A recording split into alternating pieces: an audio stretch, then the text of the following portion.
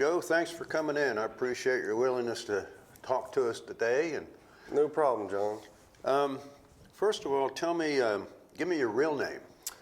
Joseph Michael Poole. Okay, when were you born, Joe? September 14th, 1977. What's your address now?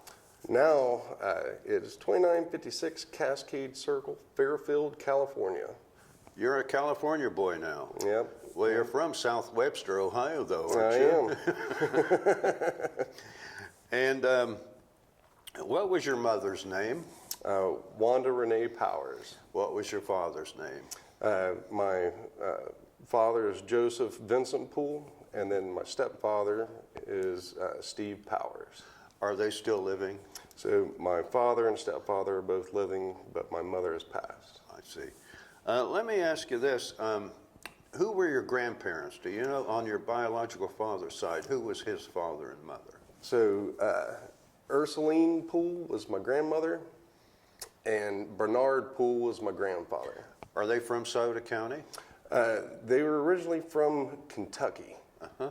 How about on your mother's side, her parents' names? So Irene Burke was my grandmother, and I never met the grandfather from that side. Was she from Sauter County? She was. Okay. And can you go back any further than that on your mother's side? You know, I don't know too much of the history past that. How about on your father's side? So, yeah, there was some extended family, but I didn't know too much about them from the Cincinnati area and the Baltimore area, and then, you know, from Kentucky to there, you know. It's a big area. They're from there, though. Yeah. Okay. Now, your stepfather, Steve, he's still living, you say? Yep, Okay. yep. And what do you know anything about his background? Well, he was originally from Hallsville, Kentucky, and but other than that, I didn't really know too much about his you know, parents and grandparents and so forth. Did you grow up around South Webster, Ohio, didn't you? Yeah, I went to school at Clay and at South Webster, but Okay. I spent the majority of my high school time at South Webster. Did you graduate from high school? I did not graduate. I ended up getting my GED. Got a GED. Okay, when did that happen? So I was going to be class of 95, so I actually got my GED before my classmates graduated high school. Okay, you got out early then, didn't you? I did. Okay. Are you married, single, divorced, widowed, separated, all the above? I am married and have been so. This will be 25 years married this year. No kidding. Yeah. You have kids? Yeah, I have 3 wonderful daughters. What are their names? So Jenna, Eleanor, and Riley. What's your wife's name? Well, Missy, everybody calls her Missy, but her real name is Rama. Rama? Mm-hmm. Where'd that come from? So it's an Arabic name. Yes. And she was adopted by her grandparents, and she never knew her biological father, but her biological mother, whenever she named her after an Arabic name. And long story, but after years and years, we finally actually found her biological parents. Is that correct? I'll be darned. Yeah. How'd that go? It was wonderful meeting them. They're from Iran, and they live in Tehran, but they come out, they have family in California. Oh. So we was lucky enough to actually get to meet and visit with them. That's quite a story. Yeah, very, very interesting. Does she know anything about her grandparents? Well, so her adopted mom and dad was her grandparents, Virgil and Marcia Rollins. Right. And you know, Virgil has passed, but Marcia is still alive and kicking in South Webster. I think she's about 95 now. I think she's close to right at 90, I think. Okay. Yeah. Does she know anything about her grandparents on her biological mother's side? Let's see. I think Marcia's mother was a sheriff or a law enforcement officer in Hazard, Kentucky, I think is what it was. quite an interesting place to be a law enforcement officer, I would think. Yeah, yeah. Hazard, Kentucky. How about her biological mother, the lady that lives in Iran? Does she know anything about her parents? Well, so her biological mother is from Ohio, but her biological father is from Iran. Okay. And we got to meet him somewhat, and how this whole thing went down was he was an engineering student at Ohio State. I see. Okay. Well, now you, when did you get married? So we got married in 1998. When did you join the Air Force? In 1998. What, a week later or something, or what was it? It was something like that. It's a kind of a funny story. We had a baby, and I was doing odd jobs here and there, and then once the baby came, it was, holy cow, what are we going to do? And my best friend, Isaac McHenry, come and My son? Your son. He come and grabbed me, and he dragged me down to the recruiter's office and said, Really? This is what you're going to do. And I was like, all right, yeah, it's a plan. He had a plan for you. Yeah, absolutely. You're going to do this. And then, so after talking to the recruiter's like, well, you know, we're not really looking for people right now, and especially folks that, you know, wasn't married yet. We had a baby, and it was, you know, you don't seem too stable. So Isaac drove me and Missy to the courthouse, and we got married right then and there. The courthouse where? In Greenup, Kentucky. And you got married. Yeah. That's the way they do it over there, isn't it? Yeah, we just went right in. And well, your marriage, it shows then that you have some stability. Oh, absolutely. Of course. And then what did you do? You must have joined the Air Force then. So it was right after that. So that was, we got married in May 15th, and then I was shipped off to basic training, and my first day was July 1st. Pretty soon. What made you decide to join the Air Force rather than, say, the Army, Navy, so forth? So Isaac was in the Army at the time, and he's like, don't do that. And he's like, you may as well not join the Marines either, you probably won't like that.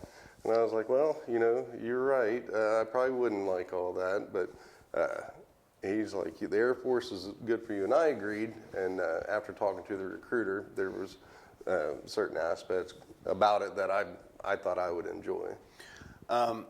Then you went to basic. Now that's in Lackland, Yeah. San Antonio. San Antonio, Texas. How did you get down there? Did they fly you or bus or? I flew down. That was the first time I ever flew on an airplane. Yeah, we flew down to, I believe it was Houston, then they bused us from there. Was this the first time you've ever been very far from home? Well, that was the farthest I had been.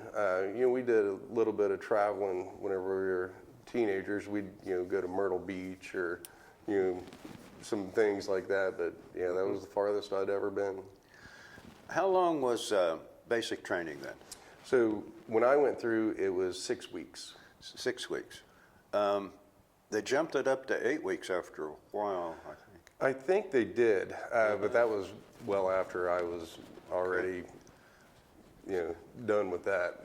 So after 6 weeks, then that's your basic training. Is there some AIT after that? Yeah, the technical training for whatever specific job you have, which mine was Dango 2, which is aerial port, and that just happened to be right down the street in San Antonio, Texas. So, Okay. yeah, so still at Lackland, just moved right over. What's that training consist of? So that training is, it's only 5 weeks and 4 days of training, and it's just hands-on. There's some computer work and some basic knowledge of how to load airplanes with cargo. Okay. What does that consist of, loading airplanes with cargo? You got to drive a forklift, I guess. Well, so we have what they call 463L pallets, and they're these big aluminum pallets that you stack skids of cargo on, and then you net them down, and then we have, you know, big forklifts that move those around, and then we have what we call K-loaders. And these K-loaders, they have a 60K, can hold 6 pallets, 10,000 pounds each onto an aircraft at a time with those. Is that pretty much what you did during your whole enlistment? So I did that portion because there's several different aspects of my career field. There's the passenger service part, and I did that for years. There's the people that actually build the cargo section. I did that for a couple of years. There's the ramp section that actually loads the planes, and I did that for a couple of years. And then behind the scenes, there's what we call ATOC. It's the Air Terminal Operations Center, and they're kind of like the brain of the whole system that makes everything work, and relays times and this and that to make sure that everybody's on time and doing the right thing. Let's go back a little bit. I meant to ask you, does Missy, your wife, does she have any siblings, brothers, sisters? She does. She has, let's see, I believe 8 siblings total. Yeah. Okay. Iranian citizens? Well, or? no, that's the local folks here in Sauter County. Okay. Does she know anything about siblings on the other side? Yes, she has a sister in which it's uncanny, looks identical to her, and her name is Miriam, and then she lives in Chicago right now. She's going to school there, and then she has a brother, and I cannot remember his name right now, but he lives in Toronto, Canada, and he's a photographer slash restaurant owner. Okay. Does she get together with those folks any?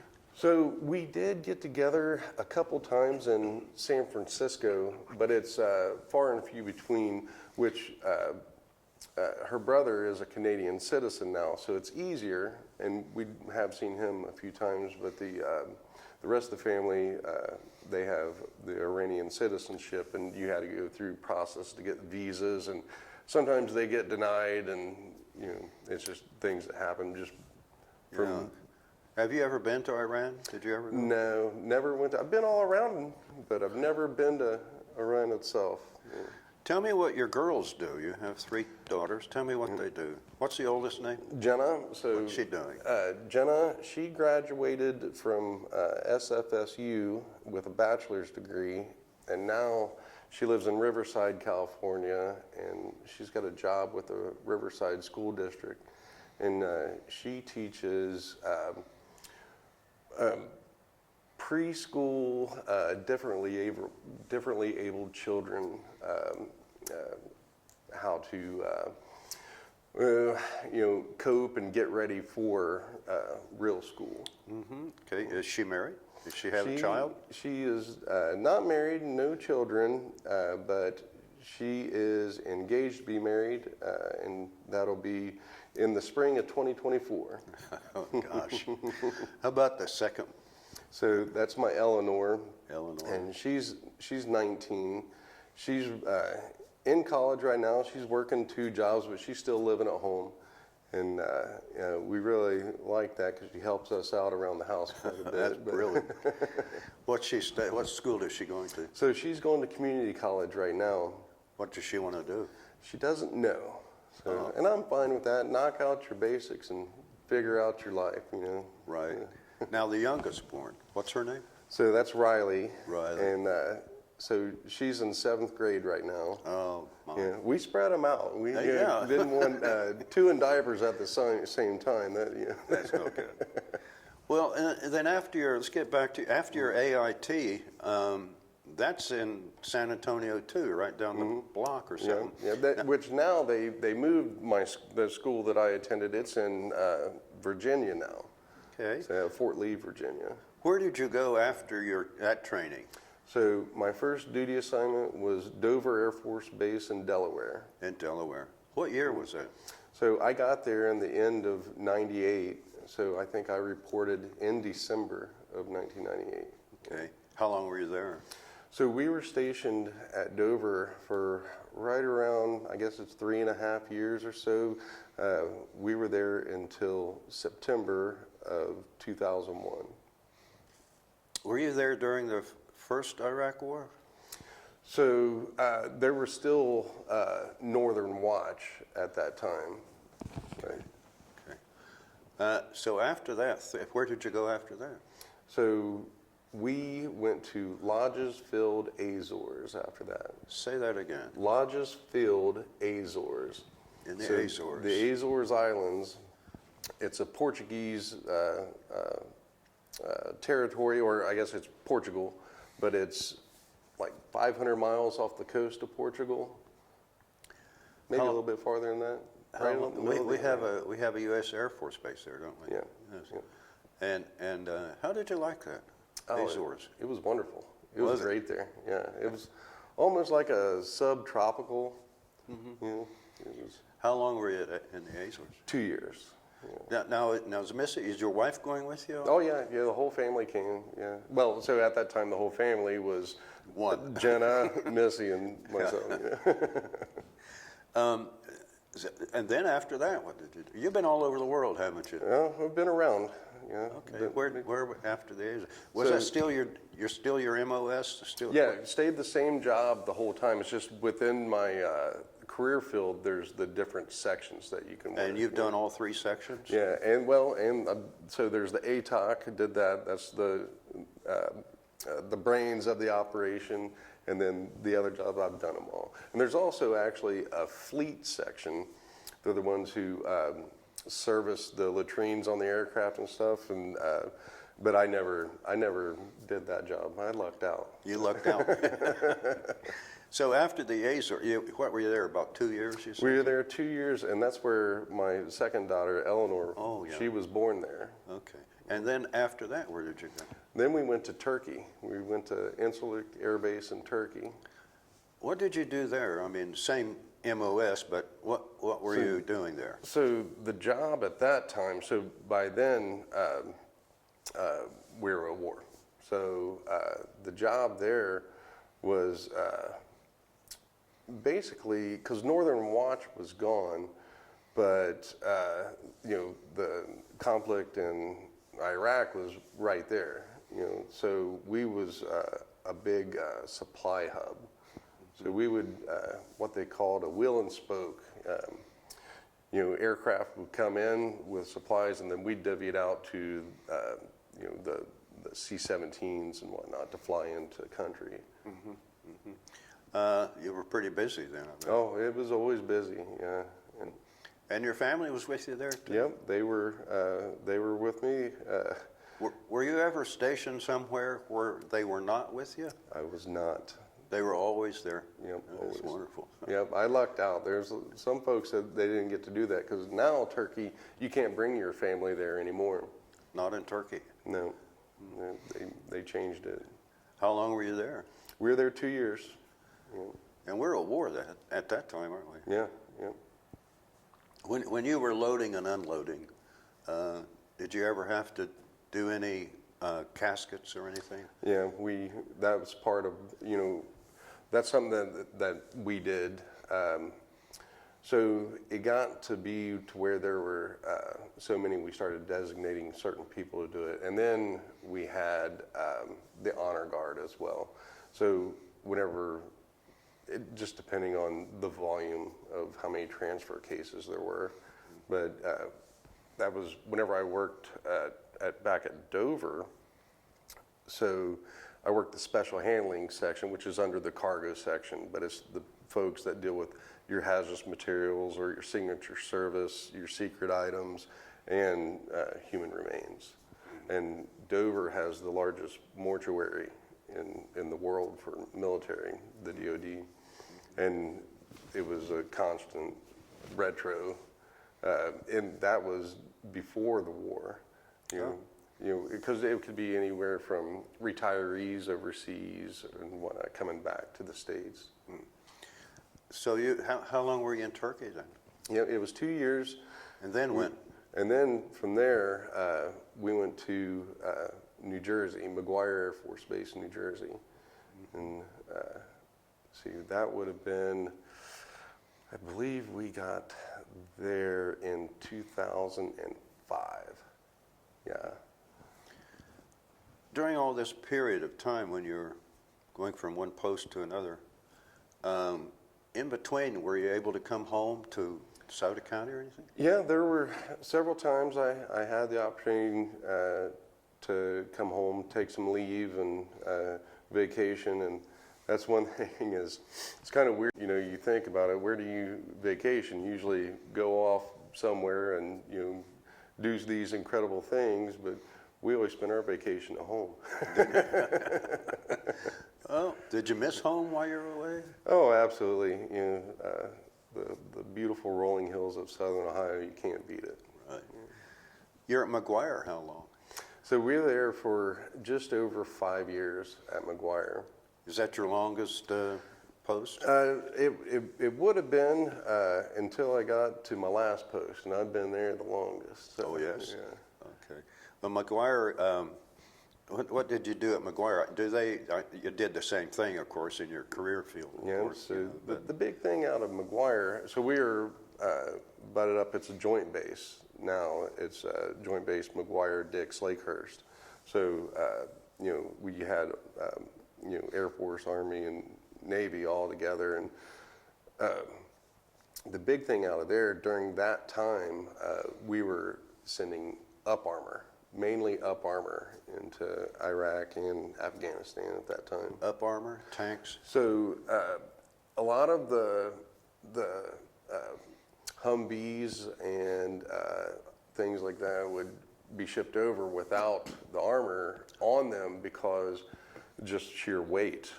And then we'd send the armor kits separately, and then they'd put them on them once they got there. Okay.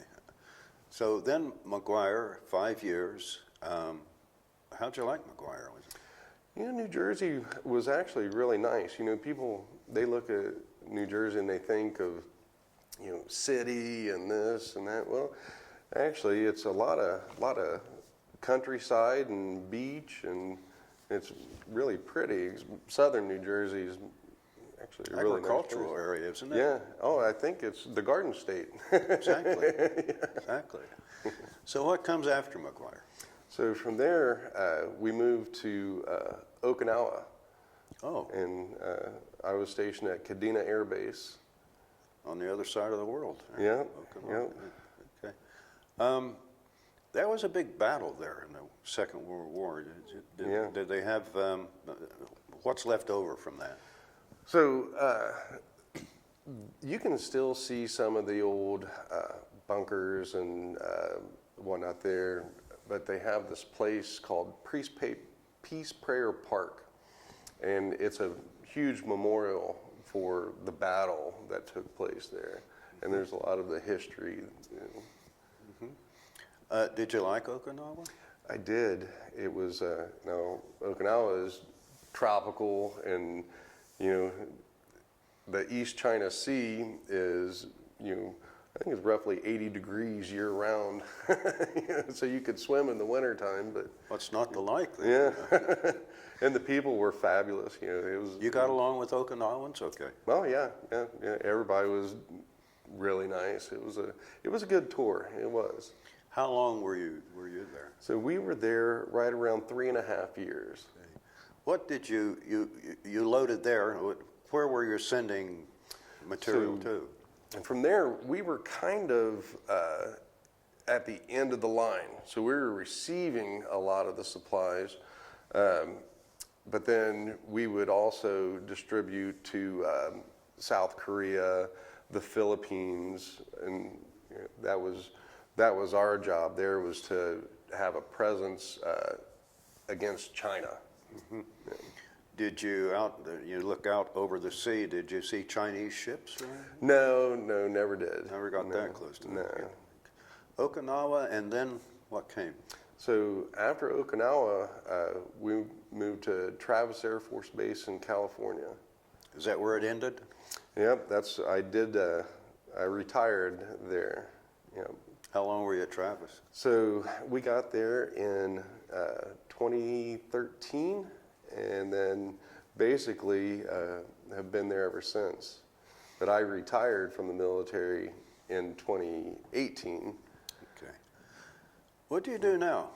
So now I work for the 60th Aerial Port Squadron for the Air Force, and I'm a DoD civilian. I'm a load planner, so my job is making sure the weight and balance of the planes are correct whenever they're loaded. So kind of the same thing I did right before I got out, but only now I'm a civilian. And working for the military. Working Air for the Force. military You're still. still in the Air Force, kind of. Yes, right? sir. Did you like it? I did. I enjoyed it. I had passion for it. Not at first. At first, it was a different lifestyle than what I was used to. Oh, yeah. But then I realized that, hey, this is a really good thing, and we're doing good things, you know. And it wasn't always all about war either. We did, I'd say, more than half of what I did was humanitarian. Like what? So anytime floods in Africa, we'd send supplies. Earthquake in Haiti, we're sending stuff. Anytime there's a natural disaster anywhere in the world, I've had a part of something about it. The United States is there then? Yeah. Okay. Oh, yeah. Something happens in Nepal. Well, we have certain equipment. We can get it there quick. We'll send it. It's kind of interesting. Did you go I mean, you've gone to these bases in these different countries. Were you able to travel to any other country, say in off time, you and the family go to Italy or something? Well, so we did get to do a little bit of traveling. We went to Iceland one time, and that was pretty neat. Was it? It was. We left out of. We were home on leave, and then we got a ride, space available ride from Wright-Patterson. We flew to Andrews Air Force Base in Maryland, and then to Keflavik, Iceland. And when we left, it was July and 100 degrees. When we landed, it was about 32 degrees and midnight, and the sun was in mid-sky. Oh, that's interesting. Yeah, it was an odd experience. Were all the kids with you at that time? So no, that one it was just Jenna, Missy, and myself. That's quite an experience for a little girl to experience. Right. Yeah. So you're in California now, working for the Air Force, basically. And what's Missy doing? Is she at home and is she working? Missy works for AAFES, the Army and Air Force Exchange, and she's done that for a couple years now. So she works at the Express on the base, and she is the receiver. So she's the one who receives the supplies for that facility. Have you kept in contact with any of your military buddies? Oh, absolutely. Have you? Yeah. So some of the best friends ever I made was in the military. And you're still in contact with them too? Oh, yeah. You ever get together with them, have a beer?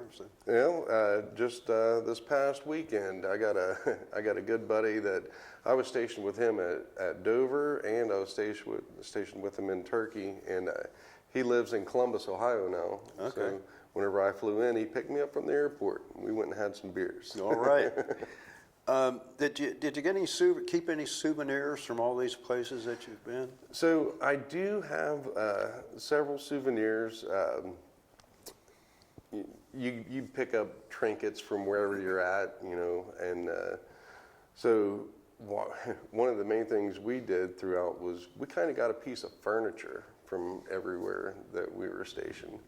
And so we have, our house is kind of a hodgepodge of, the Amish there and Delaware and in New Jersey, and then in Turkey we had some things made, and I think it was right outside the base they had these woodworkers that would make anything you wanted, And then in Japan we picked up some items from there. You were in Japan for a while? Okinawa. Well, Okinawa was Japan, isn't it? Yes. Do you belong to any veterans groups, American Legion or anything? So the American Legion, but other than that, no. I go to the VFW every now and then, show support and stuff. But And as an active member, I'm not. While you were in, how many years was he? 20 years or something? I was active duty for 20 years and 27 days. Did you ever meet anybody famous while you were in there? There were several times the USO would bring in, folks, but for the really, really famous folks, I never really got to meet. All my buddies did, but I didn't. Do you still have your uniform? I do. Can you get into it? Probably not. Okay. You got anything else you want to say, Joe? Anything on your mind? Well, it was a nice ride in the military, and I liked it so much that I couldn't get away from it. So I went right back into it. You did. Of course. Thanks a lot, Joe. Thank you, sir. All right.